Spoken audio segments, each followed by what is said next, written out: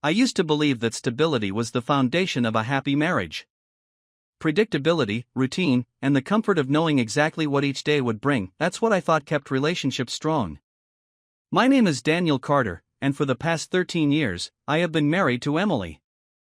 We met in college, fell in love in that all-consuming, youthful way, and built a life together.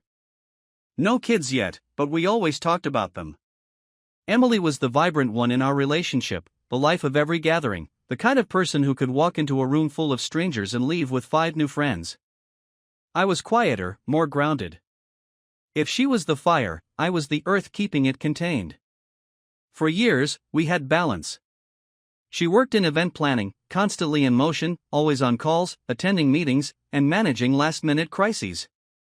I worked in finance, with a structured schedule that rarely deviated. We had our rhythms. I made breakfast, she made dinner. I handled the bills, she planned our vacations. But lately, something had shifted. At first, it was small things, changes so subtle I almost didn't notice. A text that made her face light up before she quickly locked her phone. A sudden increase in late nights at work, which she explained away with vague mentions of demanding clients. A perfume she never wore before, lingering on her clothes when she came home. I wanted to believe her. I wanted to be the husband who trusted his wife implicitly. But then, last Tuesday happened. It started like any other day. I woke up early, as usual, made coffee, and checked my emails while Emily got ready for work. She was humming to herself in the bathroom, a sound that used to be comforting but now felt unfamiliar. "You're in a good mood," I said, peeking in as she applied her makeup. She smiled at me through the mirror, but it didn't quite reach her eyes. "Just excited for a big client pitch today." "Anything special?" She hesitated for half a second, just enough for me to notice. "Just a corporate gala thing. A lot of networking involved." I nodded, not pushing further, but a nagging feeling settled in my gut. Later that evening, I decided to surprise her with dinner. I left work early, stopped by her favorite Italian place, and picked up a bottle of wine. I set the table, lit a few candles, something I hadn't done in a while. She had texted earlier. "Might be late. Don't wait up. Love you." I frowned at the message. She used to say love you with warmth, but this time, it felt like an obligation. Like she was trying too hard to sound normal. I ate alone, trying to shake the uneasy feeling gnawing at me. 9 o'clock. Then 10. Then 11. I checked my phone. No new messages. Finally, at 11:47 p.m., I heard her key in the lock. Emily walked in, slightly out of breath, carrying the faint scent of expensive wine and perfume. Not her usual perfume, but something muskier, heavier. "Hey," she said, forcing a smile. "Sorry I'm late. The event ran over." I studied her carefully. "What event?" She hesitated, just for a fraction of a second. "The gala I mentioned this morning. It went later than expected." She leaned in to kiss me on the cheek, but that's when I noticed it. Her wedding ring was missing. Emily never took off her ring. She wore it everywhere: shower, gym, work. But tonight, it was gone. My stomach clenched. "Where's your ring?" She blinked, glancing down at her bare finger like she hadn't even noticed. "Oh, She let out a nervous laugh. "I must have taken it off while washing my hands at the venue.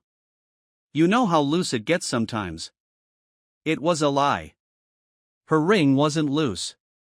It never had been. But I didn't call her out. Not yet. Instead, I nodded slowly. "You should find it. It's important." "Of course," she said too quickly. "I'll check tomorrow." She disappeared into the bedroom without another word. I sat there in silence, staring at the untouched glass of wine I had poured for her hours ago. My mind raced. Was I being paranoid? Was I reading too much into things? I wanted to believe I was. But deep down, I knew. Something was wrong. The warning signs. The next few days were a blur. I tried to act normal, but it was impossible not to notice the little things that suddenly stood out.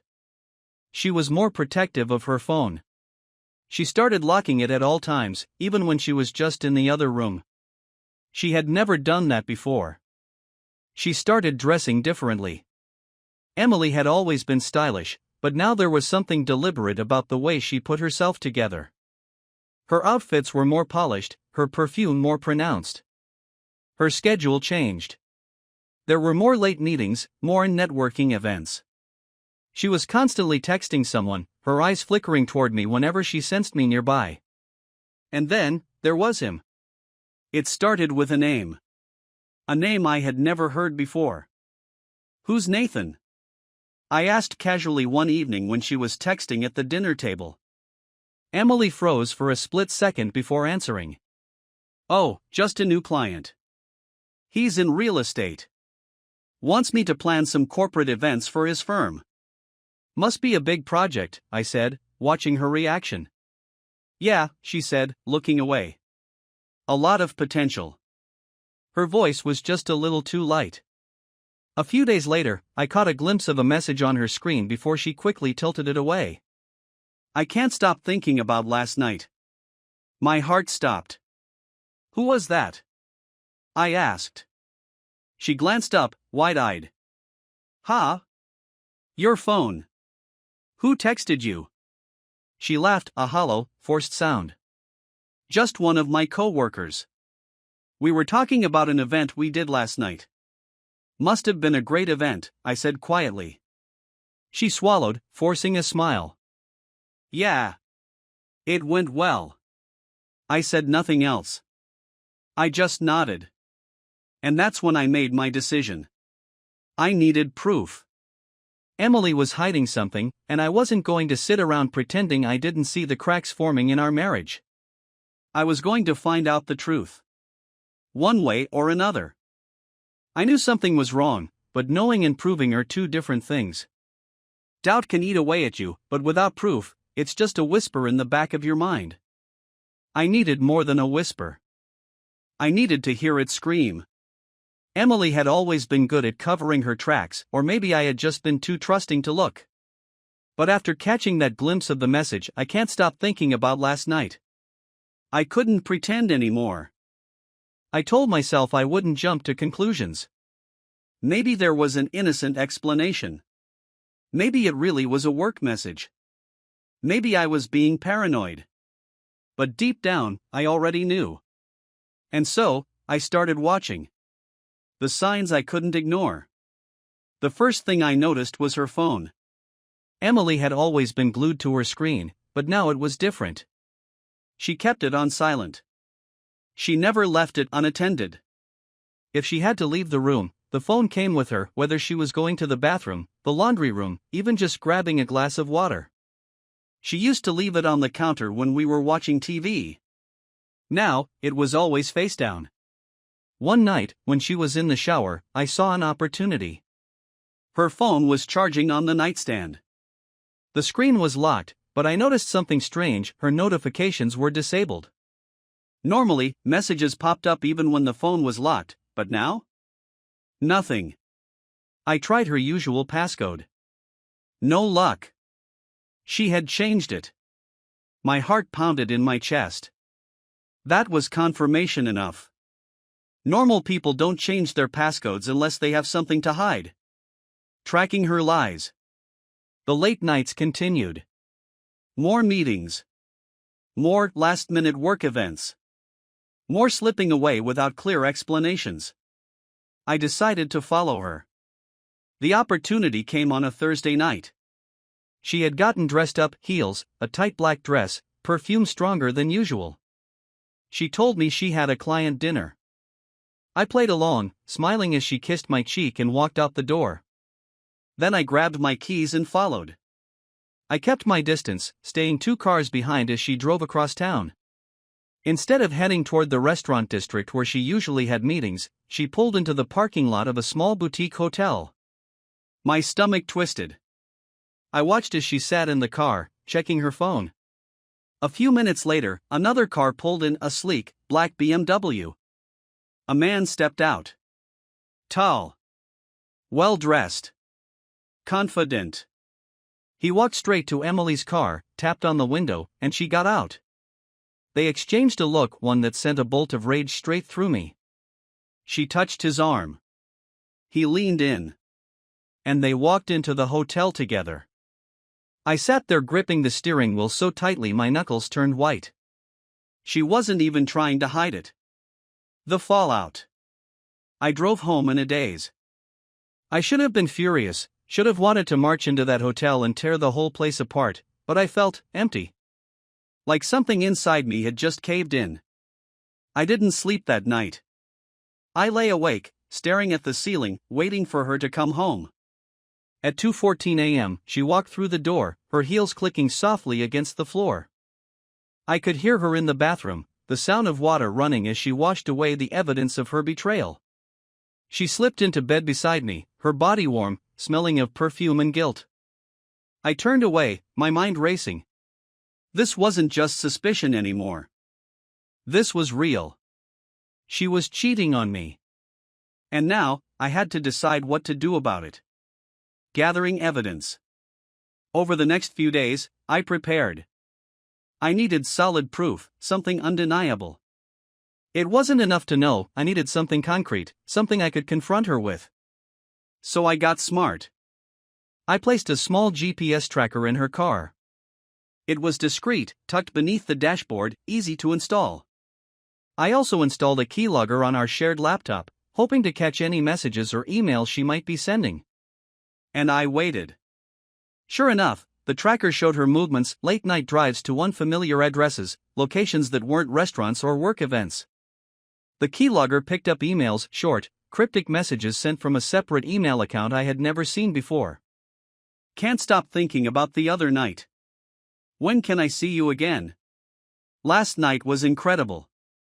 Each message was another knife to the gut. Then I got the jackpot. A string of messages confirming everything. Dates, times, locations. She had been seeing him for at least 2 months. And his name was Nathan.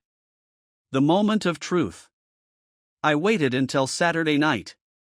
She had dressed up again, saying she was going out with friends. I didn't let on that I knew. Instead, I nodded, kissed her on the cheek, and told her to have fun.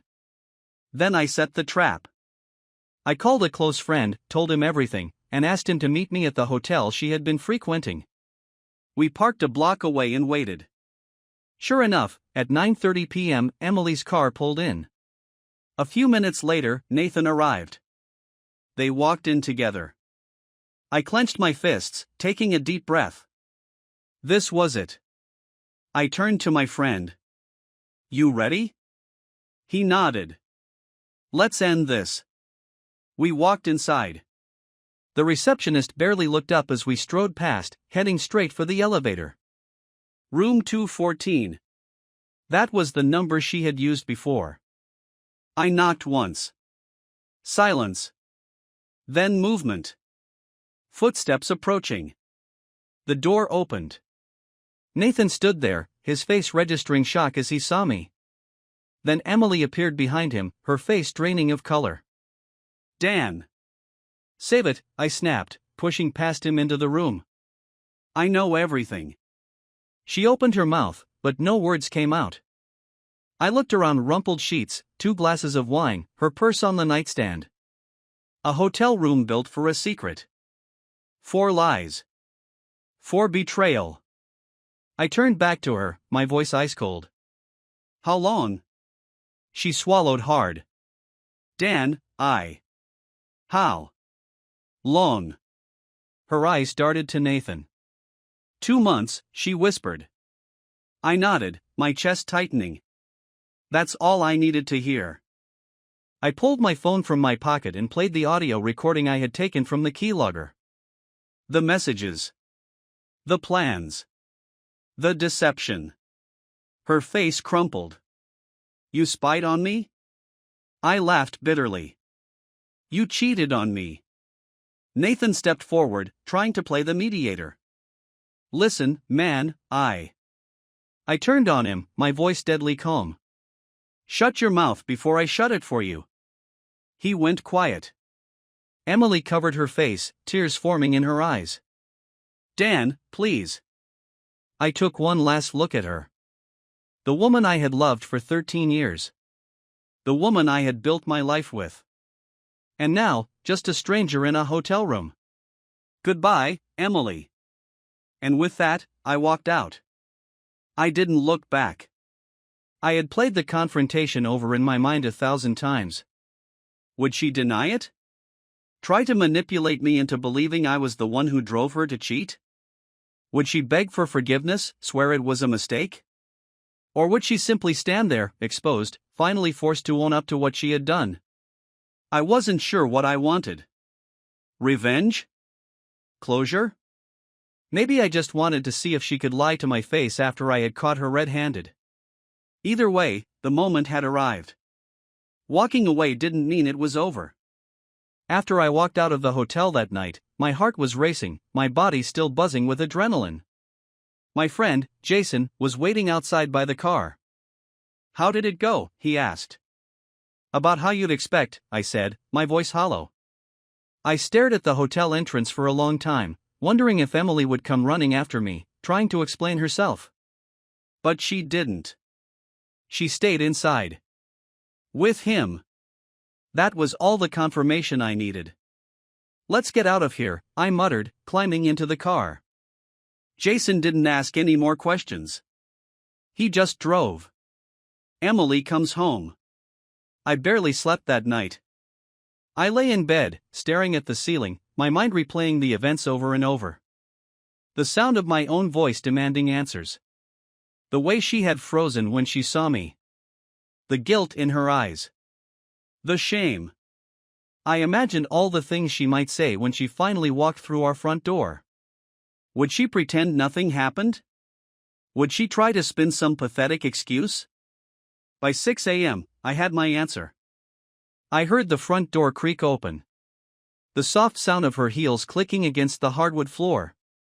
The way she hesitated at the bottom of the stairs, probably wondering if I was awake. I sat up in bed, waiting. A minute later, the bedroom door cracked open. Emily stood there, her hair messy, her makeup smudged, her dress slightly wrinkled. She looked exhausted, but when she saw me sitting up, fully awake, her expression changed. She knew. This wasn't going to be something she could talk her way out of. I watched her carefully, waiting for her to speak first. Dan. She started, her voice small, hesitant. I didn't respond. She stepped inside, closing the door behind her, as if this was just another normal morning. As if she could slip into bed beside me and pretend she hadn't just spent the night in a hotel room with another man. She sat down on the edge of the bed, her fingers nervously fidgeting in her lap. Can we talk? I took a deep breath. Talk about what, Emily? About how you've been sneaking around behind my back for the past 2 months? About how you've been lying to my face every single day? She flinched. Or should we talk about how I caught you, in a hotel, with him? Tears welled in her eyes. I didn't mean for this to happen. I let out a bitter laugh. Yeah? Well, you sure made a lot of choices to make it happen. She wiped at her eyes, shaking her head. Dan, please. I never wanted to hurt you. Then you shouldn't have done it, I said coldly. She sniffed, looking down at her hands. I was going to tell you. I clenched my jaw. When? After you were done screwing him? After I found out on my own?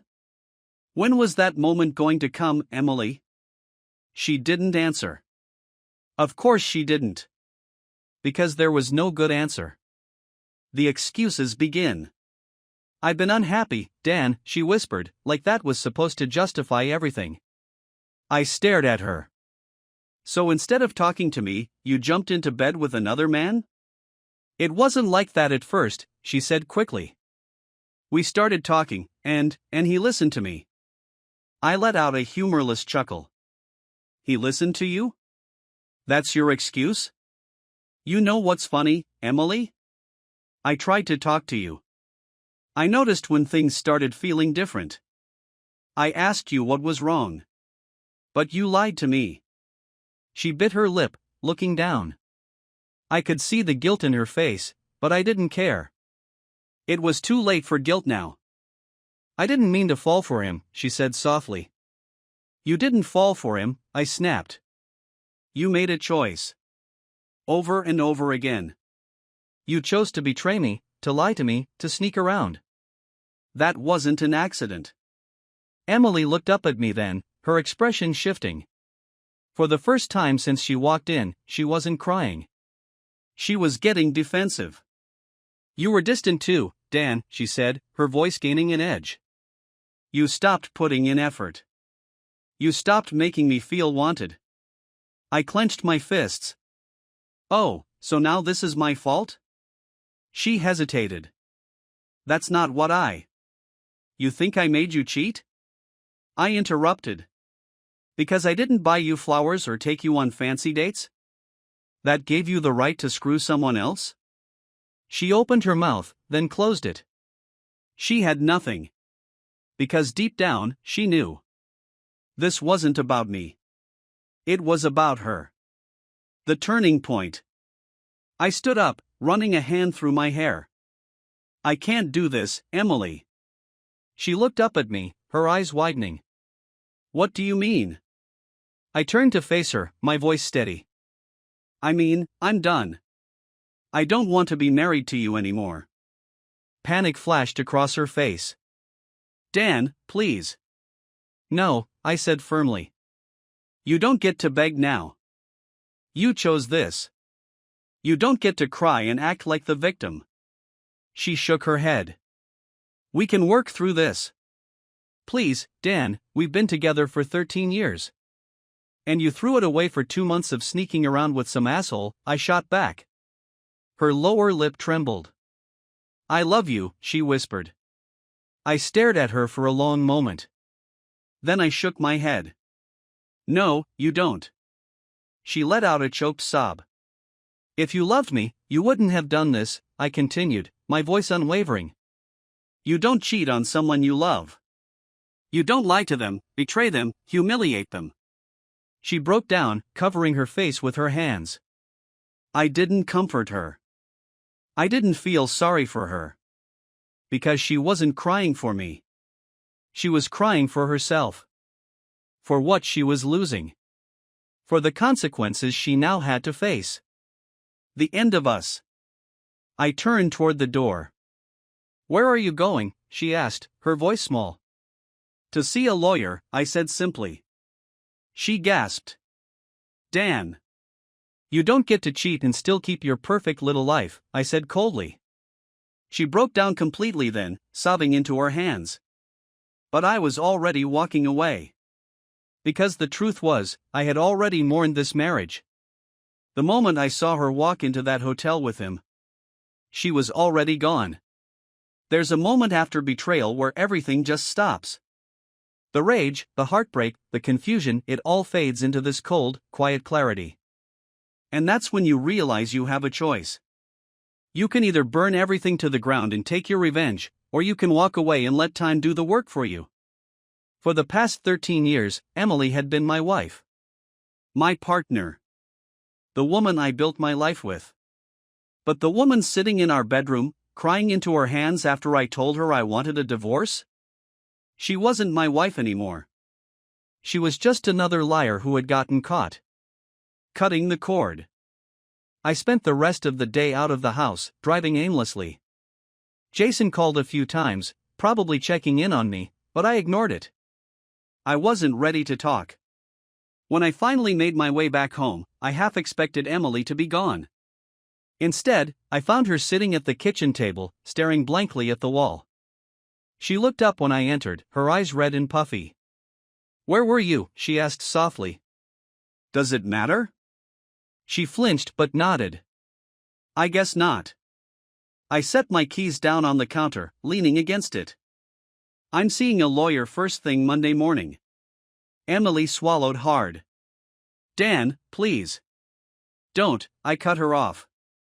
You made your choice. This is mine. Tears welled up in her eyes again, but I wasn't falling for them anymore. "You don't have to do this," she whispered. I let out a bitter laugh. "Yeah? And what's the alternative, Emily? That we pretend none of this happened? That I go to sleep next to you every night knowing you were sneaking off to hotel rooms with another man?" She didn't respond. "That's what I thought." I exhaled, running a hand through my hair. "I want you to move out." Emily's head snapped up. "What?" "You heard me. This is my house. I pay the mortgage, I pay the bills. You've got your own money, go stay at a hotel. Maybe the same one you were screwing Nathan in." Her face paled. "Dan, I have nowhere to go." "Figure it out," I said coldly. "You had a place to go every time you left this house lying to my face. Try one of those." Emily stood abruptly, gripping the edge of the table. "I live here, too. You can't just kick me out like this." I crossed my arms. "Watch me." She shook her head, her voice rising. "You can't do this, Dan. We've been together for 13 years. We built this life together." I stared at her, my jaw tightening. "No, Emily. I built this life. You tore it apart." The words hit her like a slap.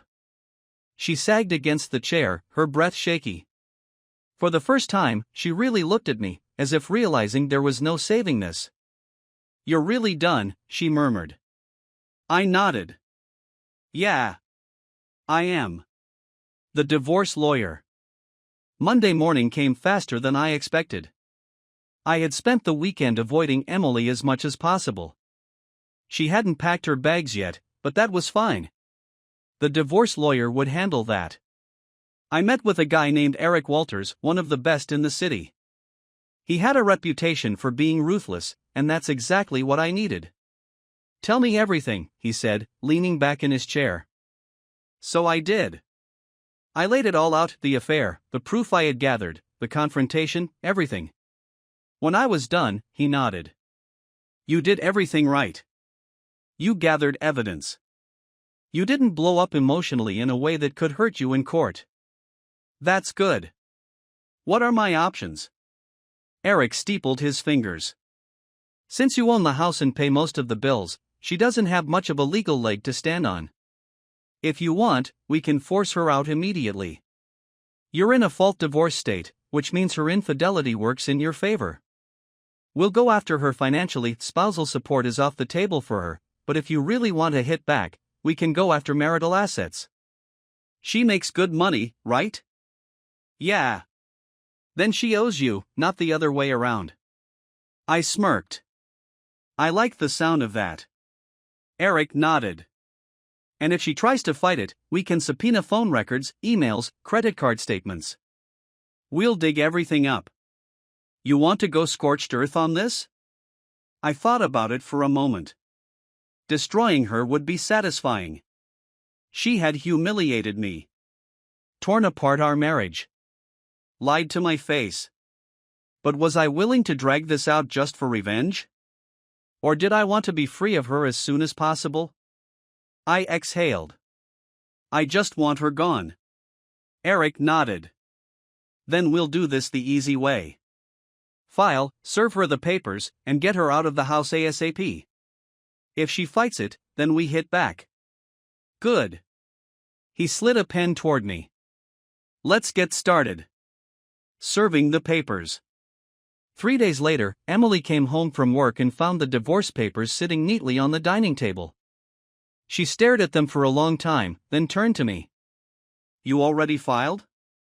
"Yeah." She swallowed. "And if I don't sign?" I met her gaze. "Then you'll wish you had." She looked away, her hands trembling. For a moment, I thought she might try to argue again, try to beg, but instead, she just nodded. "Fine," she whispered. I watched as she picked up the papers and walked upstairs. 30 minutes later, she came back down with a packed suitcase. She stopped in front of me, her eyes glossy. "Where do we go from here?" I exhaled. We don't. Not anymore.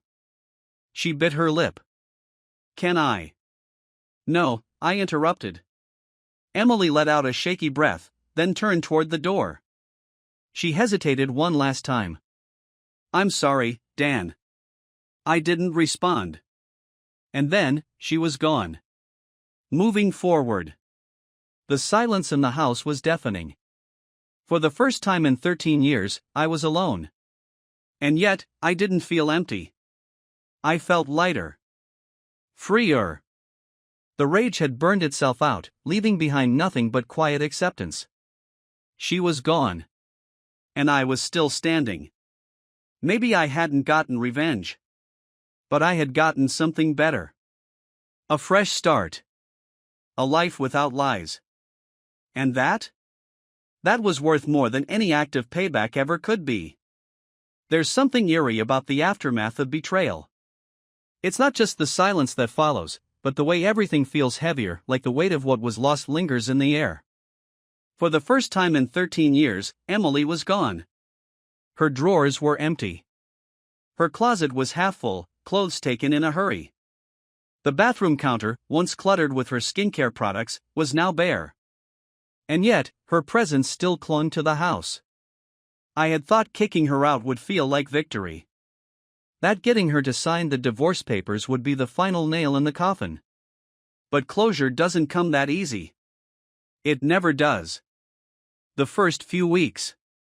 I spent the first week in a daze. I didn't touch the bed we used to share, opting to sleep on the couch instead. I told myself it was temporary, but every night, I found myself avoiding that room like it was cursed. Friends reached out, offering drinks, distractions, advice. Some told me to go out and hook up with someone new, to remind myself that life goes on. Others just told me to stay busy. Jason came over a lot, making sure I wasn't drowning in my own thoughts. You dodged a bullet, he reminded me. Better to find out now than waste another decade on her. He was right. But knowing that didn't make it hurt any less. The hardest part was the routine. Every morning, I still woke up expecting to hear Emily's footsteps in the hallway. Every evening, I still half expected her car to pull into the driveway. But she was gone. And yet, she wasn't. Because no matter how much you want to erase someone, there's always something left behind. Her texts start coming in. The first message came 2 weeks after she left. Emily, can we talk? I ignored it. 3 days later, another one. Emily, please, Dan. Just one conversation. I stared at the message for a long time. I had nothing to say to her. What was left to talk about? She made her choices. And I had made mine. But she didn't stop. Every few days, another text. Some were short. I miss you. Some were longer. I don't know how to fix this, but I want to try. I never answered. Until the day she showed up at my door. Face to face. It was a Sunday evening when she came. I had just finished eating dinner's leftovers, because I had barely bothered to cook for myself these past few weeks, when I heard the knock. I knew it was her before I even opened the door. Emily stood there, arms crossed over her chest, looking smaller than I remembered. She had lost weight. Her eyes were puffy, like she hadn't been sleeping. I should have felt satisfaction at seeing her like that. I didn't. What do you want? I asked flatly. She swallowed. I just wanted to see you. I leaned against the doorframe. Why? Because. She hesitated. Because I need to talk to you. Face to face. Please. Everything in me screamed to slam the door in her face. But I didn't. Maybe I needed to hear what she had to say, just to confirm that there was no saving this. Maybe I needed the closure. I stepped aside. 5 minutes. She nodded and stepped inside. The conversation that changed nothing. Emily stood in the living room, shifting uncomfortably. I don't know where to start, she admitted. Try the part where you slept with someone else, I said coldly. She flinched. I deserve that. Damn right, you do. She wrung her hands together. Dan, I don't expect you to forgive me. I don't even expect you to take me back. I just wanted you to know that I regret everything. I scoffed. Regret doesn't change anything. I know. Her voice cracked. But it wasn't about him. It was about me. I frowned. What does that even mean? She swallowed hard. I felt like I was losing myself. Like I wasn't me anymore. And instead of talking to you, I did the worst thing imaginable. I destroyed everything we had. I clenched my jaw. Yeah. You did. Emily wiped at her eyes. I know you'll never believe me, but I loved you, Dan. I still do. I exhaled slowly, shaking my head. No, Emily. You don't cheat on someone you love. You don't lie to them, sneak around, make them feel like a fool. That's not love. She let out a choked sob. I wish I could take it back. But you can't. She nodded, tears streaming down her face. I know. We stood there in silence, the weight of everything pressing between us. Finally, she took a deep breath. Is there any part of you that thinks we could ever fix this? I stared at her for a long moment. Then I shook my head. No. Her face crumpled. I took a step back, my voice calm but firm. We're done, Emily. I don't hate you. I don't even wish you the worst. But I'll never trust you again. And without trust, there's nothing left. She let out a shaky breath. I understand. Do you? I asked. Because if you really did, you wouldn't be standing here, asking me to consider taking you back. You would have let me move on. She wiped her face, nodding slowly. I'll go. She turned toward the door but hesitated. Goodbye, Dan. I didn't respond. And this time, I didn't watch her leave. The aftermath. That was the last time I saw Emily. She stopped texting after that night. No more desperate apologies, no more attempts to justify what she did. And for the first time in weeks, I felt peace. The divorce moved forward quickly. She didn't contest anything. She signed the final papers without a fight. It was over. And for the first time in my life, I was free. I won't lie and say it didn't hurt. That I didn't have nights where I lay awake, staring at the ceiling, wondering how things could have been different. But every day, it got easier. Every day, I thought about her a little less. And every day, I reminded myself of one simple truth. She made her choice. And I made mine. The thing about endings is that they rarely feel final. Movies and books will tell you that when something is over, you'll know it. That there's a clean break, a clear moment when everything stops, and you step into a new life without looking back. But that's not how it works. At least, not for me. Even after Emily was gone, after the last of her things had been cleared from the house, after the divorce papers were officially signed, I still felt her ghost everywhere. Not in the literal sense. I'm not crazy. But in the quiet moments. Like when I woke up in the middle of the night and instinctively reached for the other side of the bed, only to find it empty. Or when I'd be out running errands, see something funny, and my first thought was to text her, before remembering that wasn't my life anymore. Even though she was gone, the habits of our marriage remained. And breaking those? That was the hardest part. The first few months, trying to heal. The house was too quiet. I never realized how much noise Emily had brought into my life until she wasn't there anymore. She had always been the one to hum in the kitchen, to fill the silence with random stories, to turn on the TV even when she wasn't really watching it. Now, all that was left was stillness. I started going out more, partly because I couldn't stand being alone, and partly because Jason refused to let me sink into solitude. "You're not gonna turn into one of those divorced guys who just sits at home and drinks, are you?" he asked one night, dragging me to a bar downtown. "I don't drink that much," I argued. "You will if you keep sitting in that house by yourself." I sighed but let him pull me inside. Bars weren't really my thing. They never had been. Emily and I had stopped going to them years ago, back when we decided we were too old for the scene. But now? I had nothing better to do. I wasn't looking for a rebound. I just needed to feel like a person again. The first few nights, I barely talked to anyone. Just sat at the bar, sipped a beer, and listened to Jason chat up whatever woman happened to be nearby. But slowly, I started to thaw. I remembered what it was like to have conversations that weren't filled with resentment or guilt. I remembered what it was like to laugh and mean it. And maybe, just maybe, I started remembering what it was like to feel wanted. Running into Emily again. It happened 3 months after the divorce was finalized. I was at the grocery store, picking up some stuff for the weekend, when I turned a corner and nearly crashed into someone's cart. Her cart. Emily stood there, staring at me with wide eyes, like she couldn't believe I was real. "Dan," she breathed.